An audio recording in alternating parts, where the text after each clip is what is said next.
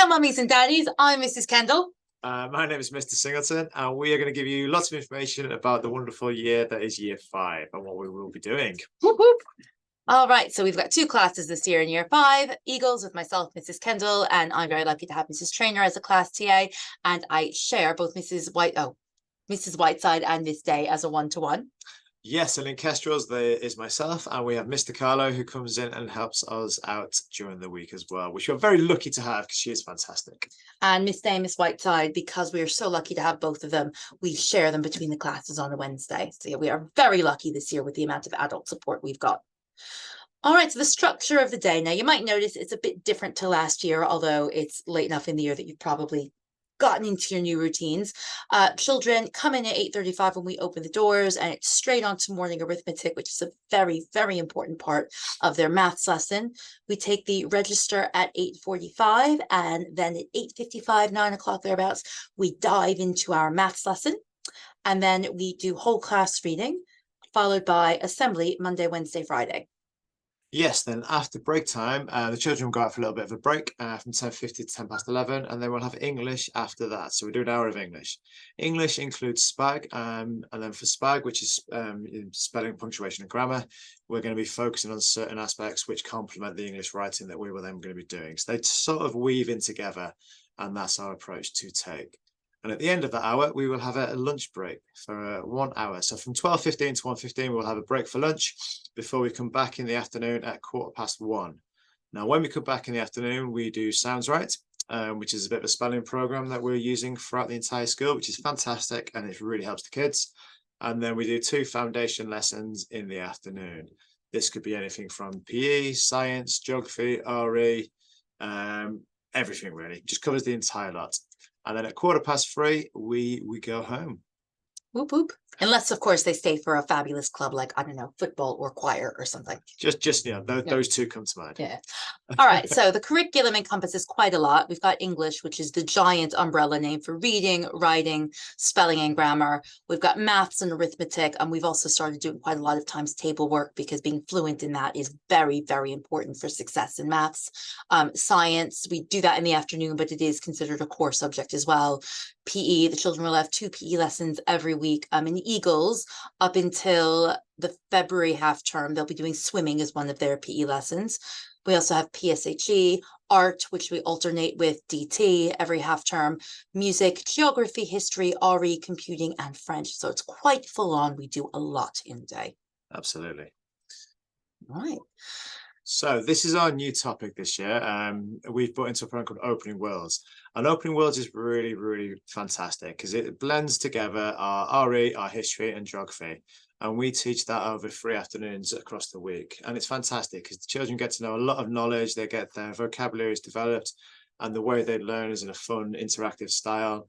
And it's just absolutely fantastic. And I know that we've been teaching it now for 4 weeks, and the RE, it's the most I've seen the children get involved with. They love it.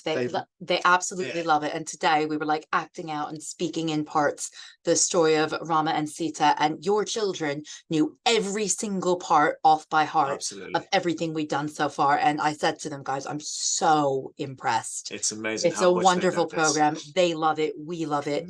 It's just all around a winner. So here are the topics that we cover throughout the year. As you can see at the moment, in history, we're studying ancient Egypt. In geography, we're studying rivers, which links very nicely to the Hindu story of Rama and Sita, because Hinduism starts off in the Indus Valley, which is made by the Indus River, and Egypt has that link with the Nile. And you can see that we basically start at the very beginning of civilization and work our way down towards Alexander the Great. And then next year, they'll carry on with that and look towards Rome and the Romans and Julius Caesar, which I know they did last year, but they will be doing it differently. And having taught 4 weeks of this, as much as I love the way we do Julius Caesar in year 4, they'll be doing it better. And you can see it all feeds. You start at the beginning with rivers, then move on to mountains and settlements. And the RE, you can also see, the first 3 bullet points, those are all Hindu topics. So they get really, really deeply into a topic. So they've got a very good understanding of all the different aspects of it. It's much more about depth rather than breadth. Okay, so as well as doing our curriculum, we will then hopefully try and enrich the children's understanding through educational visits or spark days. So we might have a spark day within the school or to end a topic, but we're also going to planning on taking some educational visits throughout the year. So as you can see in the autumn term, which I think you've already had the letter for, it's Paynes Hill Park, where we're going to be exploring the rivers in Paynes Hill. And then we've also got a visit from the Surrey Fire Brigade coming in to teach us a little bit more about fire safety. Which I think, especially given the fire locally a few weeks back, is very, very important. And then in the spring term, we're not going anywhere, but we're having a lot of people come to us. The Chertsey Museum are going to come do a workshop on handling Tudor artifacts. We had them last year coming and do this. It was brilliant. The children wore Tudor clothing, wrote with quills, got to distinguish, you know, a Tudor coin from a Tudor pot and think about why those things look so different to how they look now. It was brilliant. And then we're having the Globe come in spring too to do some Macbeth work for us, and they are hands down the best provider of any workshop I have ever had. They are amazing. It is very entertaining, that one. Yeah, they're great. And then in the summer term, we're going to go into one of my favorite museums, which is the British Museum, where we're going to be finding out lots of amazing, fantastic facts. And I know every time I go, I always look for the fact where King Charles II, after he took the throne again, dug up Cromwell after he died to hang him, just to get his own back for killing his father. You know that? Yeah, Oh. it's an amazing fact that he was dead already. King Charles came back to the throne. Oh, sorry, his sibling came and took the throne, and then he dug up Cromwell to hang him to get his own back. Nice that politics has been that vitriolic for this long. He held the grudge for that long. Wow. And then after that, we go to the OAA, which is Thames Young Mariners, where we do lots of outdoor water-based activities like paddleboarding, kayaking, and we go down to a little place in Twickenham to take that on. And that's an end of year sort of blowout where we get together, have a bit of fun with the kids. We went last year. It is so much fun. The kids will absolutely love it. And just to allay any concerns, they will be in full-blown like flotation gear, and no one is ever made to do anything they're not comfortable doing. Life jacket, wet socks, they hats, will have gloves. They can be warm, dry, time. safe. They'll be, and they will have a lot of fun. Okay, now our PPA this year is on a Tuesday, and it's covered by Mr. Carlo and Mrs. O'Sullivan. For the first half of the year, my class Eagles, they will go swimming and then have music when they come back. And Kestrels have music in French with Mr. Carlo. And then halfway through the year, we will swap. All right, homework. So with homework this year in daily reading, as you can see up on the board, we do expect the children to read every night. You know, if it's just for 10 minutes, we would like the children to read, write it in their diaries as well, their reading records, and then bring that into school so we can see that they've read. And that isn't something we're asking just because we want to be annoying. It's just the benefits it brings. You know, your children read, they read a varied range of books, they get the vocabulary from those different styles of authors. You know, the more they read, the more they know, the more ideas they have, the more language they'll understand, the more sentence structure they're exposed to. The better their spelling is. Yes, because they can see how words are spelt. You know, if they get used to reading them, they get used to spelling them, because we find a lot of children's spelling is phonetic. They spell it as they say it, rather than how it is written sometimes, due to the lovely way the English language is very, very confusing and annoying. But the more they read, the better it is. And that's why we're really encouraging the children to read. And I'm sorry, and I've said this to my class quite a few times. It is not a punishment at all, but if they don't have the opportunity to read at home, we'll give them the opportunity at school. And I know I've said this already, they'll probably stick to death of hearing me say it, but you know, studies have shown that the greatest indicator for a child's success further on in education and therefore further on in life is how often do they read for pleasure. So if they don't get the chance at home, that's fine. We understand that stuff happens. That's life. You know, they'll have a chance to read in school during break or lunchtime. Again, not as a punishment. It's not logged as a yellow or red behavior. It's just you need to have that time to read. It's really important for you. If you haven't had the opportunity, we'll give you the opportunity here. And I've actually so far had some children had to stay in to have that opportunity, and other children have said, if they're sick, can I stay in and read my book as well? Yeah, some of the children really enjoy reading, so it's not a punishment. So you might find them rubbing out your writing just to stay in. No, but joking apart, you know, it's not a punishment, as we've said to the children. And I know in my class, we get very few children who end up staying in, or they've just forgotten to read. So it's just a good thing that keeps on top of the children, but just promotes reading rather than punishing. It's promotion. Yeah, it's meant to be fun. We want it fun. Homework goes out on a Wednesday and it's due in on the following Monday. Everything that's been assigned is glued into their reading record. What I would suggest is that please look at the homework before the weekend. That way, if your child has anything that they find difficult, they're not panicking about it over the weekend. They can come and talk to us. We do always go over it. But some of our children, I say this, as a parent with a child in year 6 who was just in year 5, if they find it a bit tricky, they do get a bit stressed out, just so they know they've spoken about it with someone. They're not going to be in trouble if they haven't understood it. But please do talk to us if the homework is causing any sort of difficulty. And we have homework club, which is on a Wednesday. I'm fairly certain that it's pretty full by now, but if you require a place, please come speak to us. Okay, so on to expectations now. Obviously, the more your child can attend, the more they're going to be exposed to. Even if you feel it's just a day here and there, we would like them to come to school where possible, because the more they're in school, the more they're exposed to the learning. The amount of lessons that we get through during the school day now is a lot. And if they miss one lesson, they finally have to catch up on a certain aspect. If they're missing a couple of lessons, they have to catch up on those little bits and then keep up with the day's learning. It just enables them to keep on top of the work that we're doing in class and what's sort of expected of them. But also as well, they don't want to be feeling as though they've missed out. So yeah, but obviously, if your child is done well, that's absolutely fine. But we'd like, as it says on the board there, to be above 96%. And to please be on time. That arithmetic in the morning, That's a big one. It is absolutely vital to their fluency, which will help them this year. It will help them next year for their exams. It will help them onward in secondary school. Yes, it's the first thing they do, but it is one of the most important things that we do in the day. And just a reminder to please make sure that uniform is in line with the Groveland's uniform policy. We're not supposed to be having jewelry, no large hair accessories, dyed hair. Please don't shave various parts of your head.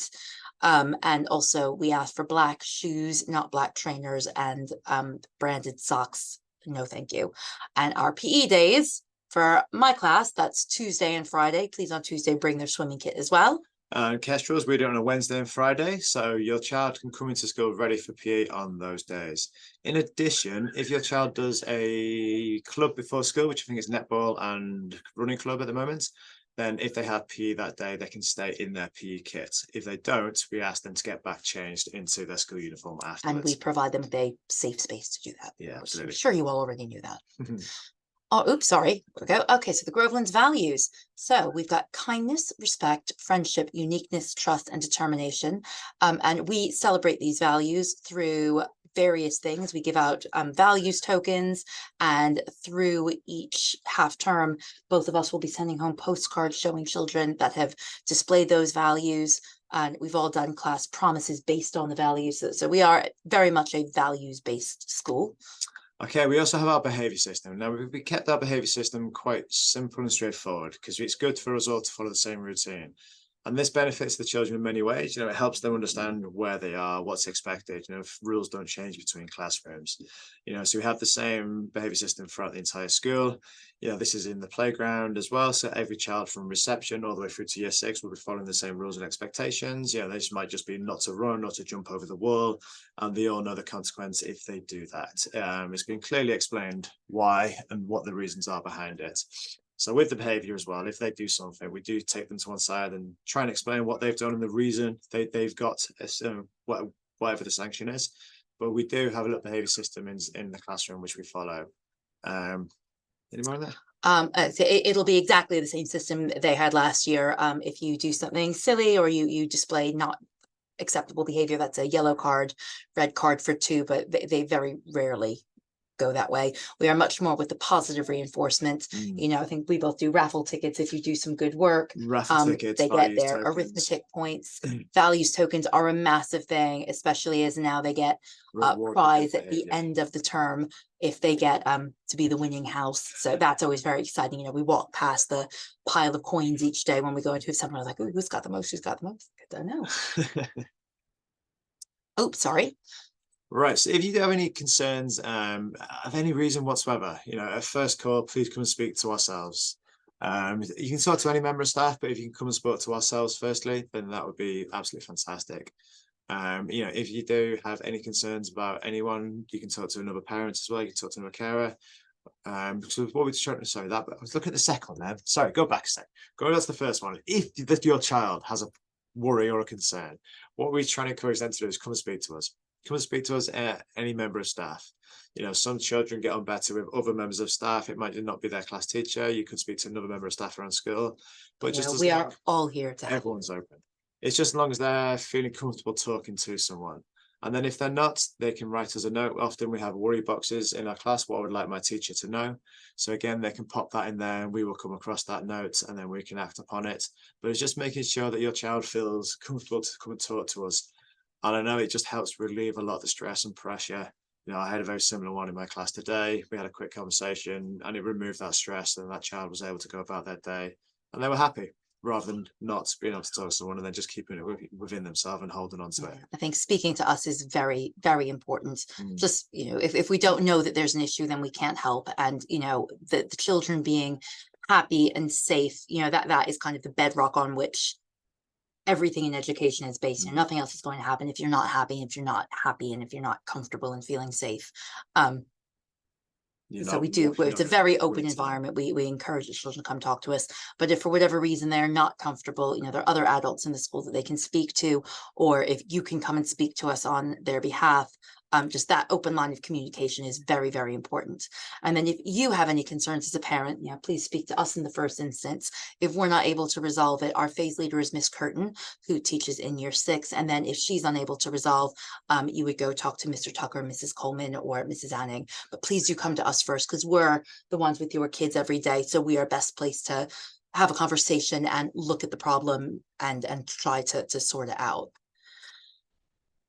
And finally, I think this is finally, there are parents' evenings. There's going to be one in autumn and in spring. And then if your child is on the special needs register and has a pupil passport, we'll be having meetings about those very soon. Actually, I believe it's in last Wednesday this half term. It's pretty so soon. It'll be just coming up surely in October.